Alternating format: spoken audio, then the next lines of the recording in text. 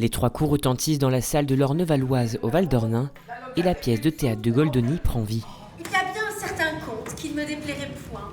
Mais je ne suis pas pressée de me marier, tu me connais, je suis d'humeur gaie. Les compagnons de la Foliole, originaires de la Meuse, effectuent leur ultime répétition avant leur représentation.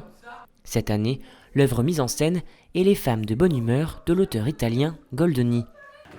Dans cette pièce s'anime une galerie de personnages peu nuancés qui représentent les travers humains, une œuvre qui colle à l'image de la compagnie. J'avais eu l'idée de monter cette pièce pour marquer à notre façon le 4e centenaire de la naissance de Molière, plutôt que monter une pièce de Molière, ce que nous avons déjà fait. D'autant plus que l'intrigue d'une commedia dell'arte était connue de tous avant même le lever du rideau. Donc c'est ça le côté, disons, molièresque de Goldoni.